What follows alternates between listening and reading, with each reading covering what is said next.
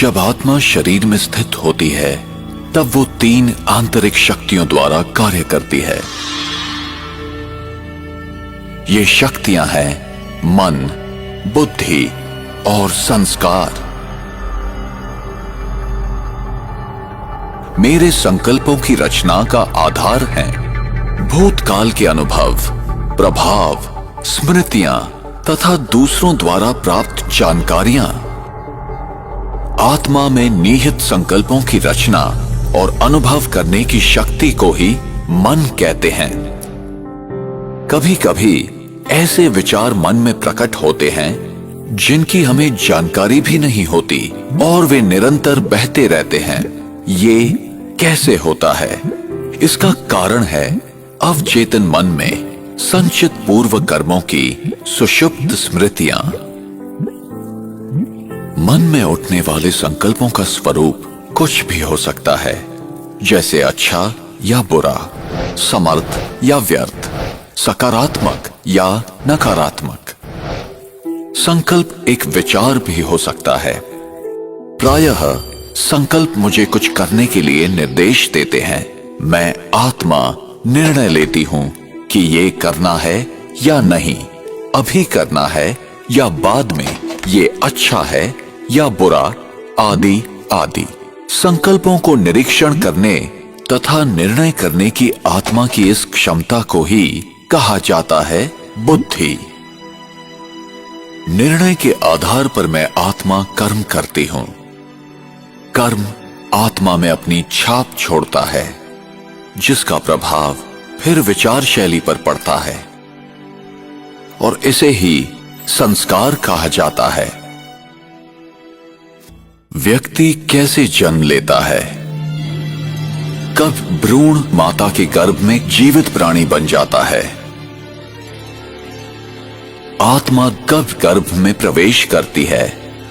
भ्रूण जब तीसरे से 5वें माह का होता है तभी उसमें जीवन शक्ति आती है। ये जीवन शक्ति ही आत्मा है। आत्मा को ही प्राण कहते हैं। आत्मा ही प्राण ऊर्जा है। आत्मा में संचित विशेषताओं और अनुभूतियों के आधार पर शरीर के डीएनए तथा विभिन्न अंगों का निर्माण होता है। उंगलियों के निशान तथा अंगों की बनावट भी आत्मा के कर्मों के प्रभावों के आधार पर होता है। दूसरे शब्दों में, मैं आत्मा ही अपने शरीर की बनावट का निर्धारण अपने विचारों, मनस्थिति और कर्मों के द्वारा करती हूं। सामान्यतः जब आत्मा नए शरीर में प्रवेश करती है तो पिछले जन्म के अनुभव, स्मृतियां और घटनाओं को भूल जाती है। कुछ उदाहरण ऐसे हैं जबकि व्यक्ति अपने पूर्व जन्म की कहानियां सुनाते हैं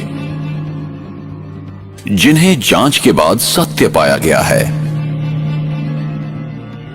हम अक्सर देखते हैं कि अबोध बालक बिना किसी कारण रोते हैं या हंसते हैं। पूर्व जन्म की स्मृतियां ही इसका कारण होती हैं।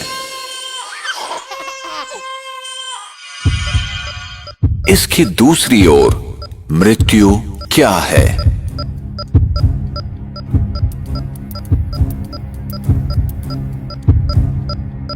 और मृत्यु के बाद क्या होता है? एक जीवित व्यक्ति कैसे मृत शरीर के रूप में परिवर्तित हो जाता है? मृत्यु वो स्थिति है जब आत्मा शरीर छोड़ देती है।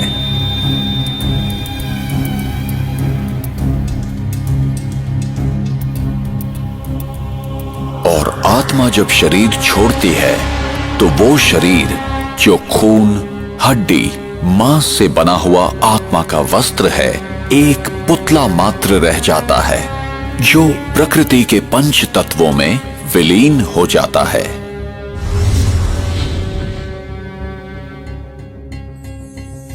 अपने पुराने शरीर को छोड़ आत्मा दूसरी माता के गर्भ में प्रवेश करती है। मनुष्य आत्मा पशु योनि में नहीं जाती। जैसे सेब के बीज से कभी संतरे का वृक्ष नहीं निकलता, वैसे ही मनुष्य आत्मा सदैव मनुष्य शरीर ही धारण करती है। आत्मा जब भी किसी नए शरीर को धारण करती है तो वो अपने नए मित्र संबंधी और अपनी एक नई पहचान बनाती है। जैसे कोई नाटक में कलाकार अपने अनुरूप वस्त्र पहनकर एक निर्धारित समय में अपना अभिनय करता है, ठीक उसी प्रकार इस विश्व रंगमंच पर आत्मा भी एक कलाकार की तरह अपने निर्धारित समय पर अभिनय करती है।